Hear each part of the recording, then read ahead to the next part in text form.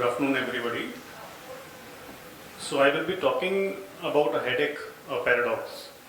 So paradox is something which is appears to be absurd, but it is found to be true. So many a times we receive patients in our day-to-day OPD of complaints of headache, which we receive as walk-in patients or referrals from the physicians, and many times we don't do justice to them. So WHO estimates that overall half of the global population had at least one headache during the past year, and within the adult population up to 47% have a general headache disorders. It is a costly condition for the individual and has an impact on the society. WHO has stated that headaches are undertreated, under-recognized and underreported. So patients with headache are often referred to us, and these symptoms may either be associated with an underlying ophthalmic condition or often are headaches disorders unrelated to the eyes. The patient who presents with a new severe headache has a different diagnosis that is quite different from the patient with a recurrent headaches over many years. In a new onset and severe headache, the probability of finding a potentially serious cause is considerably greater than a recurrent headache. Serious causes to be considered include meningitis, subarachnoid hemorrhages, epidural, subdural hematoma, glaucoma, and purulent sinusitis. So how we approach the headache? Headaches are broadly classified into primary headache or secondary headache. Primary headaches are benign, recurrent headaches not caused by underlying diseases or structural problems. Secondary headaches are caused by an underlying disease such as infection, head injury, vascular disorder, intracranial hemorrhage or tumor. So history is very important. The key elements to note in the history is like what is the phenotype of the headache, what is the severity of the headache, how much is the duration, what is the location of the pain, what is the nature of the pain, and what are the prodromal symptoms like aura, visual aura, sensory aura, or motor speech aura.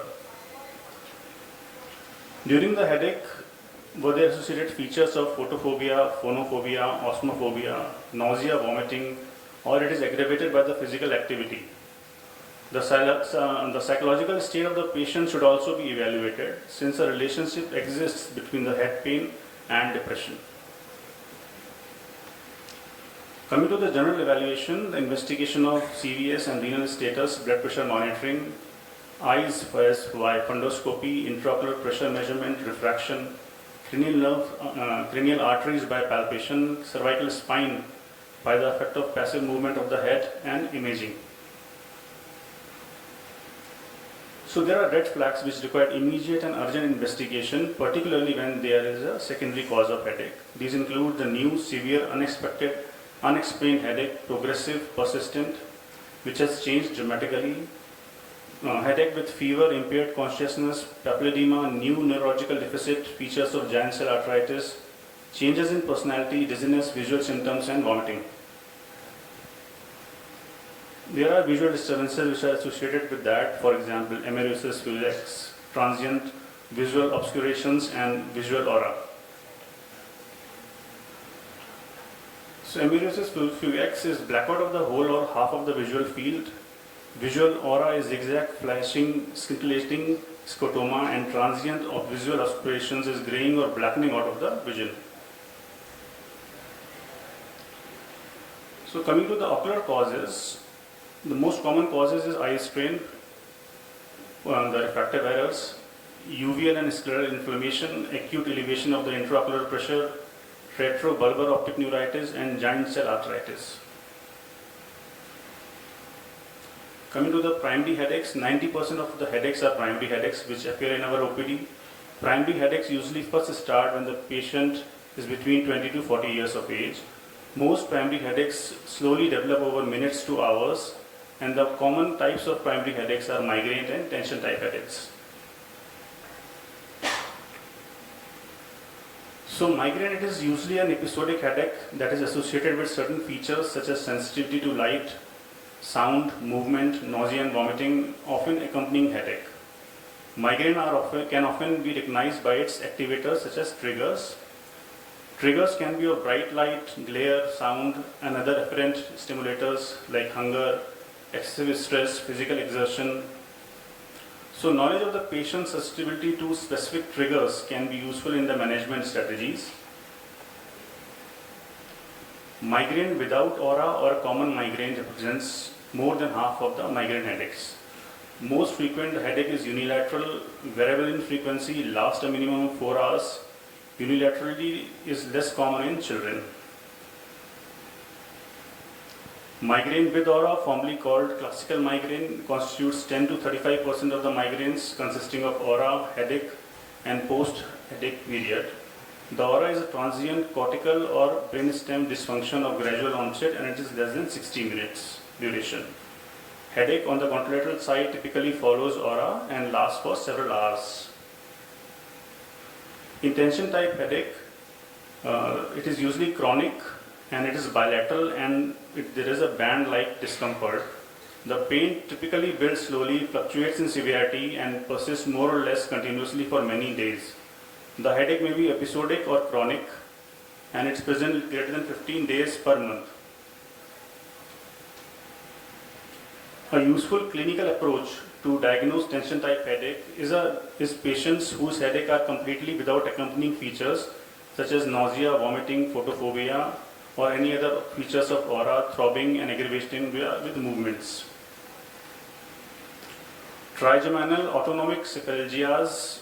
These are a group of primary headaches that include cluster headache, paroxysmal hemicrania, and short-lasting unilateral neurally-form headaches attacks with conjunctival injection and tearing.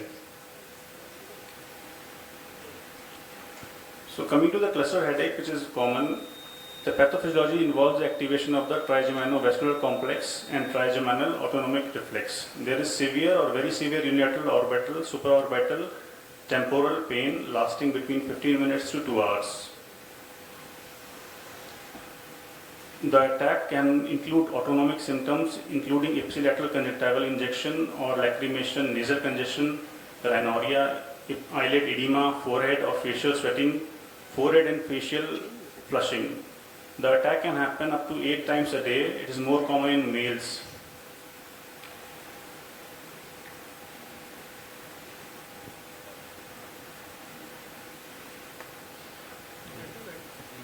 So coming to the secondary headaches. Now these headaches are caused by the underlying structural or organic diseases.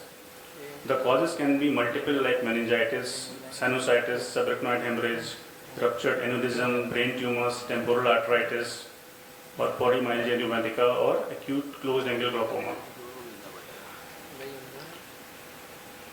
So meningitis, here acute severe headache with neck stiffness, fever, and it suggests meningitis. Here LP is mandatory, and often there is a striking attenuation of pain with eye movements.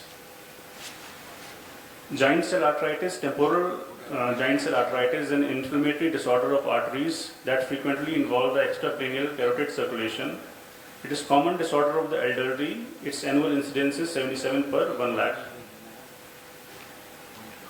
Typical presenting symptoms include headache, polymyalgia rheumatica, jaw claudication, fever, weight loss. Headache is a dominant symptom and often appears in association with malaise and muscle aches.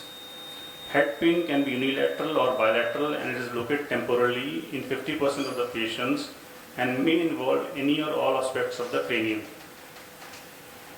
Can we conclude?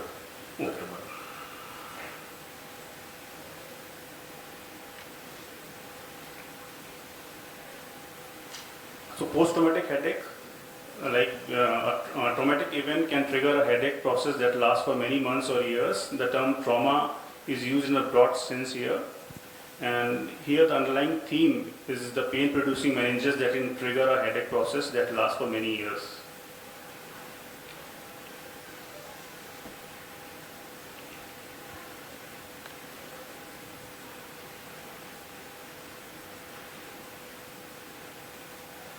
So to conclude, headache are often present to the ophthalmologist with other ophthalmic signs and symptoms, and it is important to be aware of the type of visual phenomena that can be found in conjunction with the headache to help in formulating a differential diagnosis.